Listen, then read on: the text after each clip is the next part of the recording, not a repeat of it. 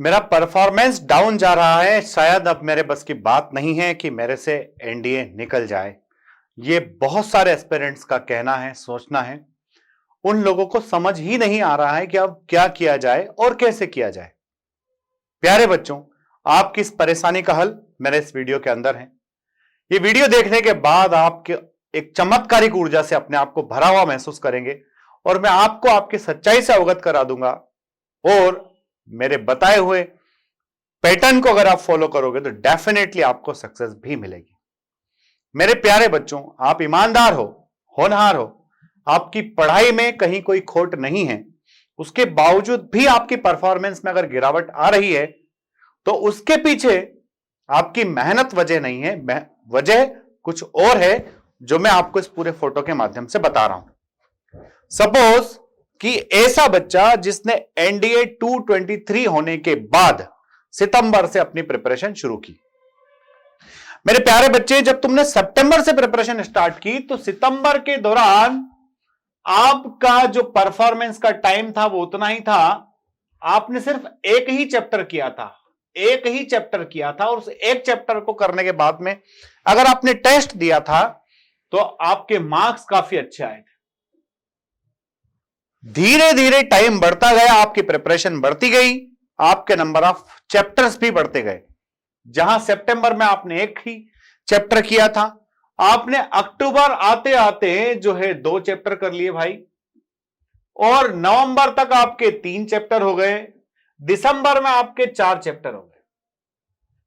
अब चूंकि हमारी दिमाग की जो क्षमता है, जो कैपेसिटी है, वो तो लिमिटेड है।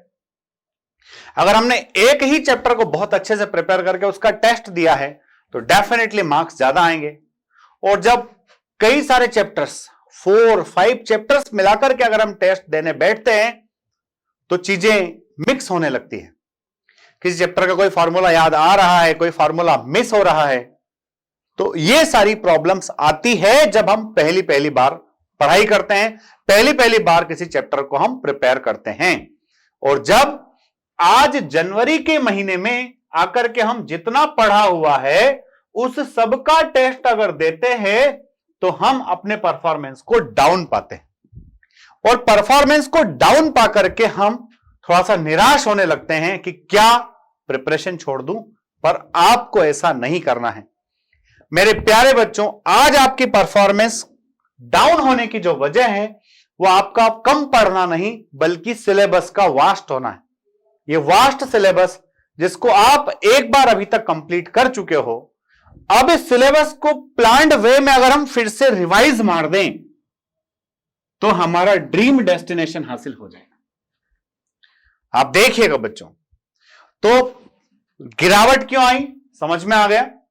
क्योंकि पहले एक ही चैप्टर था, फिर 2 हुए, 3 हुए, 4 हुए, लास्ट में आते आते 5। पूरा मैथमेटिक्स खल्लास हो गया, पढ़ सब कुछ लिया, मार्क्स कम आ रहे हैं। अब इन मार्क्स को बढ़ाना कैसे? तो आपको कैसे बढ़ाना है बच्चों? रिवीजन स्टार्ट कर दीजिए स्लो एंड स्टडी मैनर में। और रिवीजन के लिए कौन से टॉपिक्स उठाना है? टॉपिक्स उठाना है जो आपके फेवरेट हो।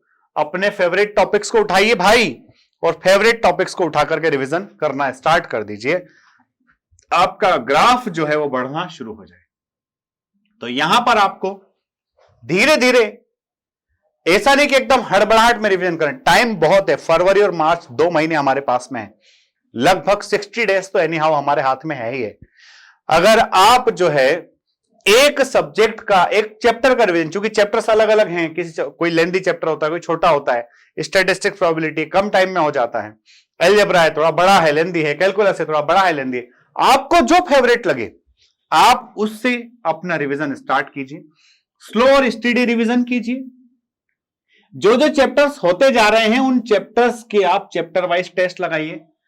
चैप्टर वाइज टेस्ट लगाने से आपने जो रिवीजन किया है वो आपको कंफर्म हो जाएगा कि मेरे रिवीजन के दौरान कोई चीज मुझसे छूटी हुई नहीं है। और मेरे प्यारे बच्चों, आपको मार्च के महीने से, किस महीने से? मार्च के महीने से फुल मॉक लगाना स्टार्ट कर देना है। फुल मॉक आपको मार्च के महीने से लगाना स्टार्ट कर देना है। क्यों? क्योंकि पेपर को हैंडल करना हमें आना चाहिए। अगर हम एग्जामिनेशन के दिन पेपर को हैंडल नहीं कर पाए तो बड़ी गड़बड़ हो जाएगी।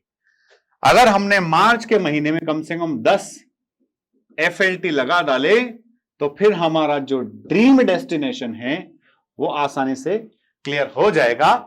एनडीए के मैथमेटिक्स का कट ऑफ हम आसानी से ना सिर्फ क्लियर करेंगे बल्कि कट ऑफ के ऊपर भी बहुत सारे मार्क्स लेकर के हम आ सकते हैं। अब इसी में अगर आप देखते हो तो आप पाते हो कि एलजेब्रा के 40 क्वेश्चन आते हैं। अगर आपने ठीक से एलजेब्रा पढ़ लिया, आपने 20 क्वेश्चन सही से बना दिए, ट्रिग्नोमेट्री के 20 क्वेश्चंस के आसपास आ जाते हैं। ये टेंटेटिव है, क्वेश्चंस की संख्या आगे पीछे होती रहती है। अगर आपने ट्रिग्नोमेट्री के 10 क्वेश्चंस बना दिए, आपने मैट्रिक्स डिटरमिनेंट सिंपल ही आता है कई बार, अगर आप सपोज इसके 5 भी बना डाले, स्टैटिस्टिक प्रोबेबिलिटी बड़े अच्छे क्वेश्चन आते हैं, कभी कभी 20 तक भी आ जाते हैं। तो मान लीजिए 10 आए, आपने 5 बना डाले। ज्योमेट्री के 20 क्वेश्चन अगर आते हैं, सपोज आपने 8 क्वेश्चन भी बना डाले। कैलकुलस के 20 आते हैं, सपोज आपने 8 भी बना डाले बच्चों, तो आपने टोटल कितने क्वेश्चंस कर डाले यहां देख लो। 20 10 30 10 40 8 48 और 8 56 क्वेश्चंस आपके सही हैं। और जिस बच्चे के 56 क्वेश्चन सही हैं, अगर इस बच्चे का जो एक्यूरेसी अगर सही रहा होगा तो निश्चित तौर पर ये बच्चा जो है कम से कम 125 नंबर सिर्फ और सिर्फ मैथमेटिक्स में ही लेकर के आ सकता है। इस पैटर्न को फॉलो करो, लाइक करो, कमेंट करो, बताओ कि हां ये मैंने सही बात बोली है कि नहीं बोली है। और अगर मैंने सही बात बोली और आपको समझ में आ गई है तो आज ही के दिन से इत्मीनान के साथ रिवीजन करना शुरू कर दो। सफलता तो सिर्फ आपका ही रास्ता देख रही है मेरे दोस्त। अगले वीडियो में फिर मिलते हैं। जय हिंद, जय भारत, इंकलाब जिंदाबाद। वर्दी लेंगे शान से, पढ़ेंगे जी जान से।